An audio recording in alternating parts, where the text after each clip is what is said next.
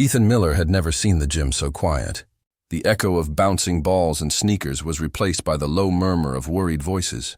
Jake Carter, the team's top scorer, sat on the floor clutching his knee, his face pale from the pain. The championship game had ended in an instant the moment he fell. Coach Daniels ordered everyone to give him space, but Ethan didn't move until Jake was carried off the court. He wasn't sure why. Maybe it was guilt for not making that pass sooner, or maybe it was the sight of someone he admired suddenly looking fragile. When Coach asked who could help Jake during his recovery, Ethan volunteered before he could think twice. He figured it would be simple.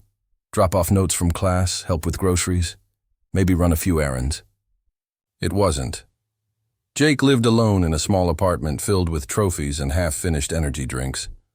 The first time Ethan stopped by, Jake tried to act fine, laughing through the frustration of not being able to stand without crutches.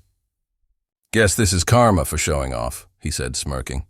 Ethan smiled, but he could tell Jake hated feeling weak. Days turned into a quiet rhythm. Ethan would arrive after lectures with food or practice updates, and Jake would tease him for being too serious. "You even walk like a teacher," Jake joked once. Ethan pretended to roll his eyes, but secretly enjoyed the sound of Jake's laughter filling the room. There was something about it, warm, unguarded, that made the long afternoons feel lighter. Outside, early winter settled over the city. The evenings grew darker, and Ethan often found himself staying longer than planned. He'd brew coffee while Jake sat on the couch with his leg propped up, the two of them talking about everything except basketball. Jake told stories about growing up with three brothers, how they'd play until the streetlights came on. Ethan shared how he almost quit the team his freshman year because he didn't think he was good enough. "You're the glue guy," Jake said. "You hold things together. People like you don't quit." Ethan didn't know how to respond to that. Compliments never sat easily with him. Some nights, Ethan helped Jake stretch his injured leg. It was part of the physical therapy routine Coach had given them. Ethan would count quietly while Jake focused on breathing through the pain. "You're getting better," Ethan said one evening, adjusting the ice pack. Jake smiled faintly. "Only because you don't let me skip the hard parts." Their eyes met for a moment that felt longer than it should have, and Ethan looked away first, busying himself with folding the towel. By the end of the second week, their conversations had shifted. Jake started asking about Ethan's life beyond basketball, family, classes, plans after graduation. No one usually asked Ethan those things. He was the dependable one, the guy people went to for notes or advice, not for stories. But Jake listened, really listened. When Ethan spoke, Jake didn't check his phone or glance at the TV. He just looked at him, like what Ethan said actually mattered. On a rainy Thursday, the power flickered out while they were watching a game replay. The apartment fell into half darkness, the glow from the streetlights painting the walls gold. Jake sighed. "I used to hate silence," he said. "But lately it feels kind of calm," Ethan nodded. "Silence isn't always empty." Jake looked at him for a long second, something thoughtful in his expression, and said quietly, "You surprise me, man." Ethan smiled, unsure what else to do with the warmth rising in his chest. When the lights came back on, they laughed at how dramatic the moment had felt. Still, something about it stayed with Ethan as he walked home through the drizzle. He told himself it was nothing, just two friends growing closer because of circumstance. But he noticed how he replayed Jake's words in his mind, how his pulse quickened when Jake texted him the next morning. "Thanks for staying. You make the place feel less empty." The following weekend, Coach Daniels stopped Ethan after practice. "I appreciate you looking after Jake," he said. "Not everyone would step up like that." Ethan nodded, hiding how proud he felt.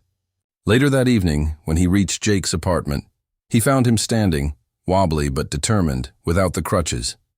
"Look who's almost human again," Ethan said, grinning.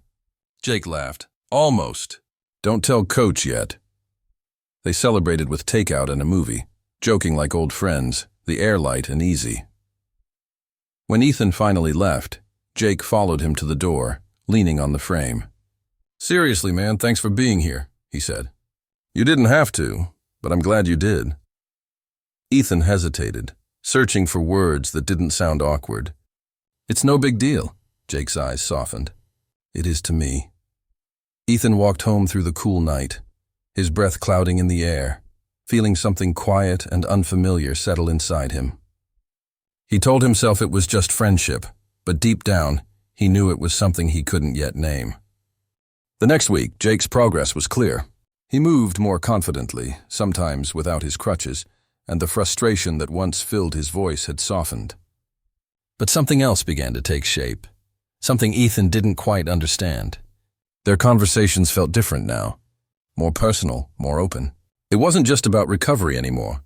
It was about life, choices, and the strange ways people drift in and out of each other's worlds. One afternoon, Jake sat on the couch scrolling through his phone while Ethan tidied up the living room. A faint smile appeared on Jake's face, then faded. "It's Samantha," he said quietly. "She's been texting again." Ethan glanced over, unsure how to respond. He knew Samantha was Jake's ex-girlfriend, the one who'd left just before the injury. "That's good, right?" he asked carefully. Jake shrugged. "Maybe. I don't know what I feel anymore. She wants to visit, but it doesn't feel right." Ethan didn't press further. He only nodded and handed Jake a bottle of water. But as the day went on, the words stayed with him. He didn't like how uneasy they made him feel. He told himself it wasn't jealousy. It couldn't be. It was just concern. Over the next few days, things carried on as usual. Ethan helped Jake with stretches, and Jake teased him about being too strict with the routine. "You'd make a terrible coach," Jake joked one morning, laughing through the pain of another slow movement. Ethan smiled. "Someone has to make sure you don't mess this up again." But even as they laughed, Ethan felt something unspoken hanging between them, like both of them knew the air had changed, but neither wanted to admit it. When Jake's phone buzzed again, Ethan caught the name Samantha flash on the screen. Jake silenced it quickly and turned the phone face down. That evening, Ryan from the team stopped by to drop off some equipment. He grinned as he stepped inside. Well, you two are basically living together now," he teased. Jake rolled his eyes. "Relax, man. He's just helping me out," Ryan chuckled. "I'm just saying, looks like you found your favorite nurse." Ethan tried to laugh, but his voice sounded tight. When Ryan left, the silence between them lingered longer than usual. Later, Jake spoke first. "You know, Ryan jokes, but I'm really grateful you've been here." Ethan nodded, keeping his eyes on the TV. "Anyone would have done it." Jake shook his head. "No, they wouldn't have." "You actually care," the words caught Ethan off guard. He wanted to say something back, but nothing came. Jake's gaze was steady, almost searching. For a moment, neither of them moved. The only sound was the soft hum of the heater and the faint patter of rain outside. "Do you ever think," Jake began slowly, "that people meet at the wrong time?" Ethan looked at him, unsure what he meant. "Maybe," he said finally. "Or maybe they just don't realize why they met until later." Jake smiled faintly, eyes flicking away. "Yeah, maybe that's it. That night when Ethan left, he didn't walk straight home. He took the long way, passing by the empty court where they used to practice. The lights were dim, the net swaying gently in the wind. He could almost hear Jake's laughter echoing in his mind. He told himself to stop overthinking, but it was no use. Something inside him had shifted, and he couldn't pretend otherwise. The next morning, Jake texted, "Can you come early today?" "Need help with my brace," Ethan agreed. When he arrived, Jake was sitting on the couch, his brace beside him. He looked tired, his hair slightly messy, his usual confidence gone. "Didn't sleep much," he admitted. "Samantha called again?" Ethan sat across from him, unsure what to say. "Are you going to see her?" Jake hesitated. "I thought I wanted to. But every time I think about it, it feels wrong. I don't know what's happening to me." Ethan felt his pulse quicken. He wanted to tell Jake that maybe he was just confused, that things would settle once he healed. But part of him didn't believe that. The truth, as much as he tried to deny it, was that he didn't want Jake to go back to her. They sat there for a while, neither speaking. The TV played softly in the background, filling the silence. Finally, Jake whispered, "You make this place feel like home, Ethan. I don't remember the last time I felt that." Ethan's throat went dry. He opened his mouth, but the words tangled. Jake, He stopped himself. You should rest. Jake gave a small, tired smile. Yeah, maybe you're right. When Ethan left that night, he stood outside the door for a moment, his heart heavy. He knew something real had begun between them, something neither of them planned. But he also knew it couldn't be what it wanted to be, not yet. Maybe not ever. The rain started again as he walked home, soaking his jacket. But he didn't hurry. The cool air helped him think. He told himself it was just friendship caught in a confusing moment. Still, when his phone buzzed and Jake's name appeared, he couldn't stop the small smile that crossed his face. Ethan hadn't seen Jake for 3 days. The silence was unusual. They usually texted daily, updates, jokes, or reminders about the next physical therapy session. Now nothing. At first, Ethan told himself Jake was busy or needed space. But by the 4th day, he found himself walking toward Jake's apartment anyway. The lights were on inside. When Jake opened the door, he looked better, stronger, steadier. His knee brace was off and the crutches were gone. "Hey," he said softly, as if unsure what kind of welcome he deserved. "Hey," Ethan replied, stepping inside. "You disappeared."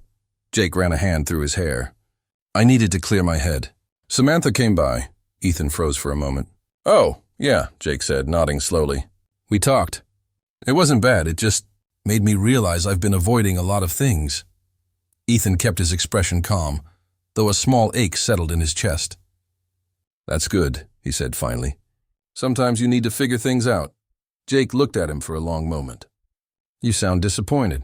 Ethan shook his head quickly. "No, I want you to be okay." Jake smiled faintly, like he didn't quite believe it. "You always say the right thing. That's kind of your problem." The tension in the room was subtle but heavy, a mix of gratitude and something harder to name. Jake gestured for Ethan to sit. "You know," he began, "when I got hurt, I thought I'd lose everything. My spot, my confidence, my sense of who I am. But you changed that." Ethan shifted in his seat. "You would have found your way back anyway." Jake shook his head. "Maybe, but not like this. You made it feel possible." For a long moment, neither spoke. The sound of cars passing outside filled the silence. Jake leaned back against the couch, staring at the ceiling. "I used to think love was only about big moments.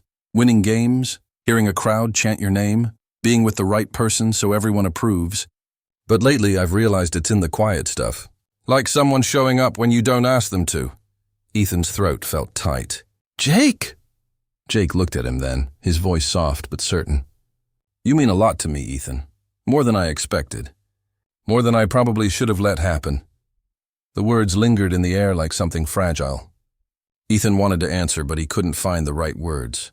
Instead, he said, "You'll get through this." "You always do." Jake smiled, though there was sadness behind it. "Yeah, but it won't be the same." The next few days went by quietly.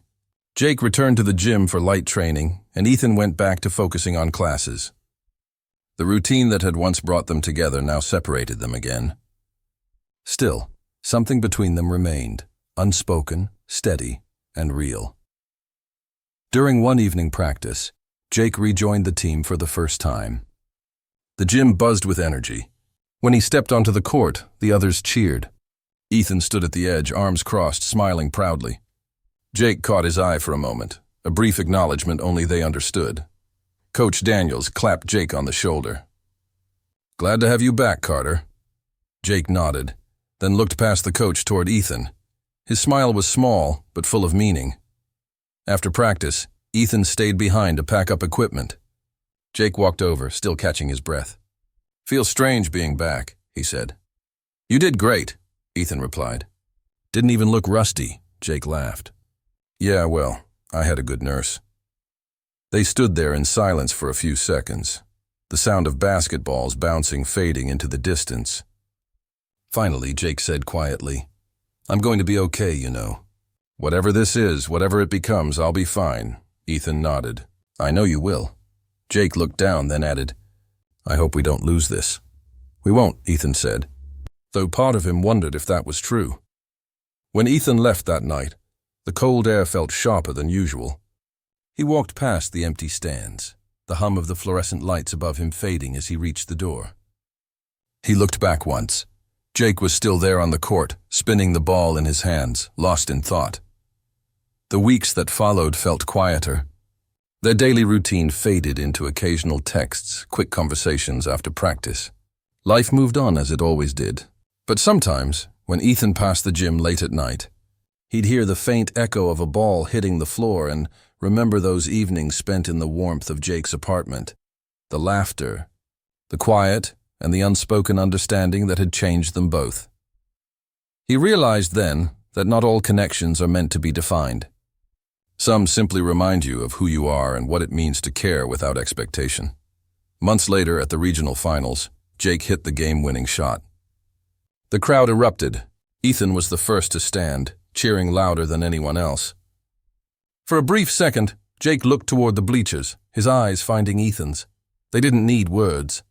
The moment was enough, a silent thank you between two people who had walked through something complicated and come out stronger. As the noise swelled around him, Ethan smiled. He had done what he set out to do, help his teammate heal. But somewhere along the way, they had both learned something deeper. That sometimes, love doesn't ask for recognition. It simply teaches you to see someone clearly and then let them go.